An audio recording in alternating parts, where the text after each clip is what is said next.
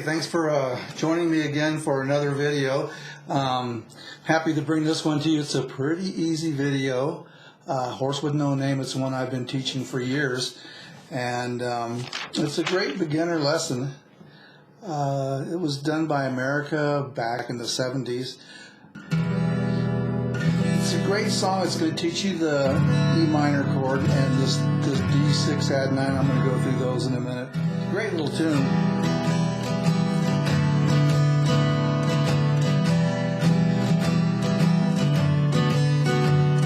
Okay, so this has a swing rhythm, okay, and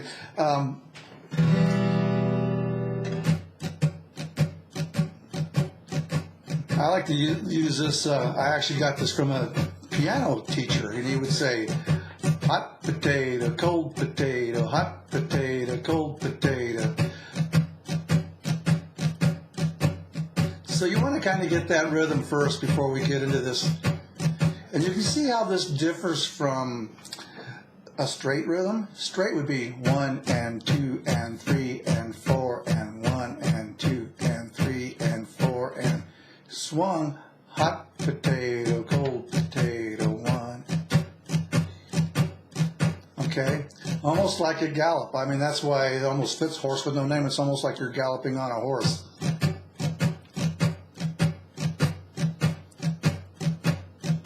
Back in the saddle again. Okay, so I hope I don't have to redo this video already. Okay, so then you get the strumming. I'm trying to keep this fun, you know, because playing music is supposed to be fun. That's why we do it. So don't take yourself too seriously. Okay, now it would probably help if I would show you these chords at this point in time. This is the E minor. You're going to have your second finger on the 5th string, 1, 2, 3, 4, 5. It's going to be the 5th string, 2nd fret. Okay, and then your 3rd finger is going to go right below it. And so it's that shape right there.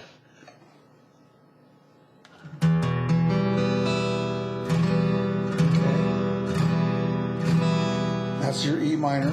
And the next chord is a really cool chord. It's a D6 add 9. All you're going to do is hop that 3rd finger down a string, 2nd finger goes up a string. That's the D6 add 9. So we get 1, 2, 3, 4, 1, 2, 3, 4, 1, 2, 3, 4. And I do recommend using these fingers. You can use different fingers, but when you sit down to practice, remember to use fingers 2 and 3. And the reason I like to do that is because when you get farther ahead, I'm thinking ahead. See, if you got to play, when it's time to learn a D chord, you just have to do that. Just put your first D chord, an E chord. See, there gives you an E major. That gives you an E major. Good thing this isn't an English class. And if you want to make an E7th, you just take your 3rd finger off. Okay, so that's for later. But if you learn this fingering, you're going to be good to go for future songs. Okay, no need to create any bad habits where we don't.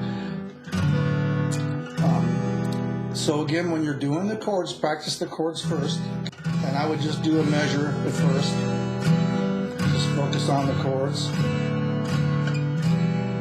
And then if you're going to do the right hand strumming, you can kind of, for most students, it's kind of hard to do both at the same time. So you can just hold the E chord and then work on your strumming. Just hold it.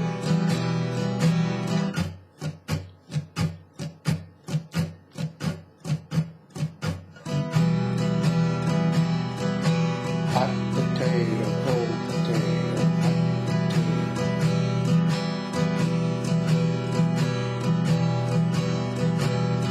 Okay. So another good way to practice is with no tempo. Just play your E chord, the D6 add 9, and just take really slow. A lot of beginners find it hard to play things slow. Remember, playing slow, that's actually the key to almost everything when it comes to learning songs. If you can't do it slow, you can't do it fast. And the cool thing about this too is once you can play a song slow, and and I know it seems counterintuitive. I used to do this when I was first starting. You go, oh, this is so slow, it's going to take me forever. But learn it slow, and once you can play it perfectly slow, then it's just bam, you can speed it up. You take it up a few more notches, and it's just right around the corner. You're up and running. Whereas if you play it too fast, and every time you hit a clinker or you just stop playing, you mess up, then you can go on forever like that. So that's what I do, and I always have to remind myself when I'm learning something new just to slow it down. And that's a really great that's a secret. That's a great secret to know about learning how to play the guitar or any instrument for that matter. And all the instructors will tell you that too. So it's nothing new. And let's see what else is there. Just mostly practice those chords, put a lot of time into it. This E minor is going to show up in a lot of songs, so this is a good place to learn it. Okay.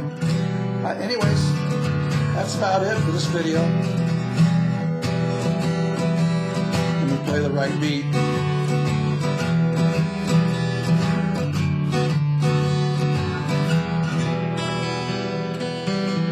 And my favorite chord.